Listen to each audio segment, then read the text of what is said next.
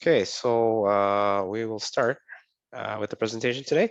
So the presentation today is regarding your advisement report. So basically, it is how to obtain your advisement report and basically look at what you have to do for your program requirements. So the first thing obviously you see here in front of you or on my screen that I'm showing right now is to know your destination. So basically referring to where to go from here and where to kind of orient yourself in your program and what you have to do. So the two main reasons why you should consult your advisement report. Well, the first one is to review your courses. Sorry, I totally forgot. I apologize.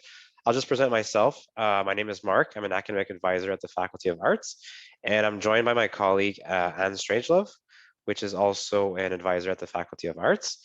Anne will be answering questions throughout the presentation. So if you have questions or something's not too clear, you can just consult the Q&A in the presentation, and she'll be able to respond to your questions. And also there will be a period at the very end that you can basically ask questions if you have some at this point. So I'll keep going with the presentation. Like as I mentioned, the reasons why you would consult your advisor report, well, it's to review the course that you have completed or successfully completed, and the ones that you're enrolled. The other reason why you would consult your advisement report is to know, obviously, what you have to complete in order to meet your program requirements. So those are the two reasons why you want to consult that. It's really important because the last thing you want to do is take courses that don't actually count towards your program requirements. The last thing I believe you want to do is just waste your time. You're paying precious money for these courses and for your education. So again, it's very important to know what you have to do going forward and basically what you did complete and what you plan on completing going forward again. So how to access the application for your advisement report? It's actually through your student center. So if you click on the menu here that basically rolls down, you have something that's called academic requirements. That's basically where you would find all your requirements that have to be done for your program. So you click that. And once you've clicked that, and again, this is in your student center where you'll see actually your schedule and stuff like that. Once you've clicked that, it'll bring you to a page that looks kind of like this. And basically it's the breakdown of what you have to do. So as you can see here, the example is that student has to complete basic skill courses. The student here in the example is doing a major and a minor. So the student will have compulsory courses and optional courses to do within the major, and also the same thing within the minor, and obviously elective. So the structure usually is you have compulsory, optional, and elective courses to do. I mentioned this in the Friends presentation that we had this morning. Just be aware of the advisement report. It's not perfect. Sometimes you may see that the requirement is actually closed, which technically means that it has been satisfied. However, don't take things for granted in this case. My recommendation is still to open it. So you would click actually that little arrow here, and then you would actually see the breakdown of what you have to do or what you've completed, just to make sure that it is actually satisfied. So just be aware of that. Don't take things for granted here. Basically, the best way is to just expand everything, which is why the arrow is here, and it basically clicks, it mentions expand all. Once you've clicked the expand all, it actually opens up every requirement here, and you'll actually be able to kind of scroll down and look at what you've done and what needs to be done going forward. So here's the example of what happens if you do expand the requirement with the arrow. You'll see here as an example, the student's in an honors communication, and the student is asked to do 9 units of compulsory courses in communication. So 9 units refer to 3 courses, since most of the courses are 3 units. In this case, the student has done or completed or will complete 9 units. So in this case, you can see actually here with the legend that we have on the left-hand side, the green check mark would refer to completed. So the student would actually, you can see that the student completed that course. The grade appears here too. And then this little small like triangle looking shape would actually refer to registered or will be completed. So again, the system takes for granted that you will complete that. So they actually would technically satisfy the requirement in this case. So the 9 units will become obviously 9 taken, 0 needed in this case, and the requirement would close itself. But as I mentioned, just be aware that sometimes they do close and they're not actually fully completed. And then going forward, if we look down here, again, we have some courses that are mandatory at the 3000 level here in communication. You'll see that they actually have 15 required, 3 taken. So the student has taken 1 course in this case, and then obviously 12 units that are needed to complete that requirement. So you see the breakdown here of every course that you have to do. Again, the compulsory courses will be mentioned one by one. If it's an optional course, you'll have like a list of courses that you have to do. You don't have to do all of them. It could sometimes be a little overwhelming if you open up the requirement and there's a bunch of courses mentioned. If it's an optional requirement, it'll probably say something like 3 units among the list, and then obviously 3 units will refer to 1 course, not all the courses. So here is the, basically there's 2 things that we look at sometimes in the advisement report. You'll have the breakdown of the courses that are actually being used within your program requirements. So here you have all the courses that obviously are counting towards the requirement. So you have obviously, like I mentioned before, the green checkbox, which means that they're completed. Here you'll see a letter Q, which is kind of weird here. This would refer to an equivalency. So if you did have, or you did receive some admission equivalencies or any transfer credit in any sense, you would actually get, instead of a letter grade here, just a Q, which refers to a transfer unit. And obviously, as you can see here, the use courses, the icon here that appears that's saying that it's being done right now. So there's 2 things. There's the used courses, and then the next one is the unused courses. You'll actually see the breakdown of both in your advisement report.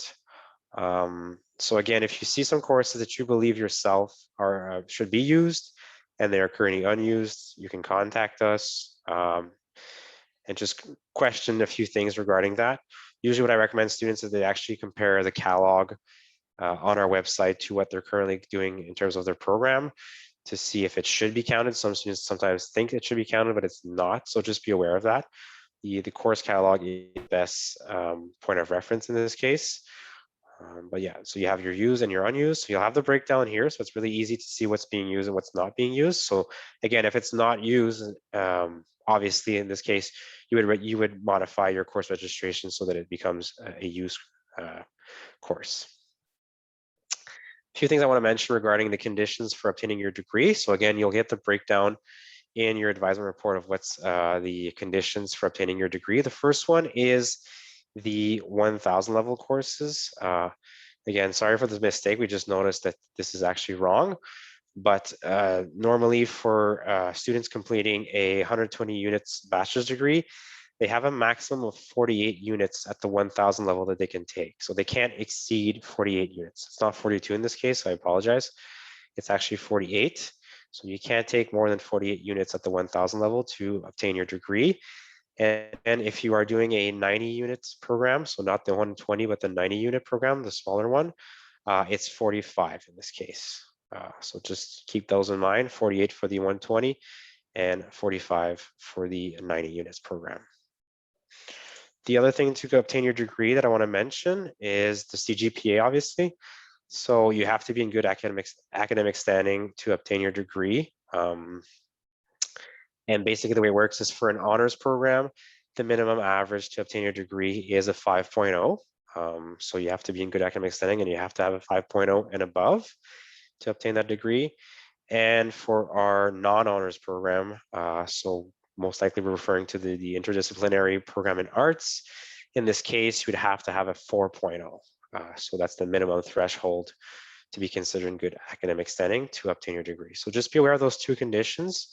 Sometimes I see students that do actually have more than 48 or 45 units at the 1000 level. So just be aware of those. And obviously you want to make sure that your CGPA is above the minimum.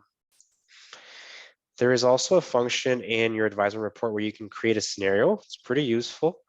You can actually simulate a scenario for if you plan on doing a program change. So again, if you're in first year, my recommendation is usually do the first year in the current program you're in. And then if you're thinking of changing programs, I would actually recommend that you change programs in your second year, just to get a feel of what the university is, what university studies are and stuff like that. And also at this point, you basically accumulate an average and stuff. So we have some content here to look at if you do request a program change. Sorry. So yeah, the create scenario report is basically you would tell the system what you plan on doing for your program change, and the system will actually tell you what the impacts are in this case. So let's say you're in communication and you want to go into English, you would do a what if report in this case. The report looks like this. So basically, once you go into the report, you would basically tell the system what you plan on changing in terms of your program. And again, once you created that report, it will tell you what the impacts are. So like I mentioned, if I was in communication, I want to go into English, it's going to tell me what the impacts are of going into English, what courses I'll have to do going forward if I do change to the English program, and so on. So it's nice to have without actually doing the program change. It kind of gives you an idea of what to expect going forward. And sometimes we recommend students to do that before they actually request a program change, since it's not sometimes, or it's not necessarily worth it depending on the program change that they want to do. So again, just be aware of the what if report. It's really useful. If you need help or guidance, obviously the Faculty of Arts is here for you. In this case, you can reach us by email at arts@uottawa.ca. And also with the pandemic, we do have now a QLIS virtual line or services if you want. So you can actually do a virtual, you can book an appointment virtually. You can talk to us virtually, and you can also come and see us in person if you wish. This is a picture of our building right now, or our office. We're located in Simar, room 128. And again, just notice that if you do want to speak to someone, you'll have to actually go through QLIS. It's the new Cube if you want to communicate with us virtually, or if you want to talk to us in person.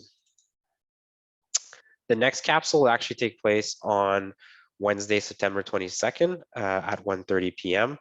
That's the French one. And the English one will actually take place at 2:30 p.m. So just to be aware of that, if you do want to follow the next capsule regarding understanding your program of study, which is really useful, it'll take place next Wednesday, September 22nd. I'll open the floor if you have any questions. And then I will stay here for a few minutes if you do have some questions. If not, I want to thank you again for your time and for attending that capsule. And I'm wishing you the best of luck in your fall 2021 term. Thanks again.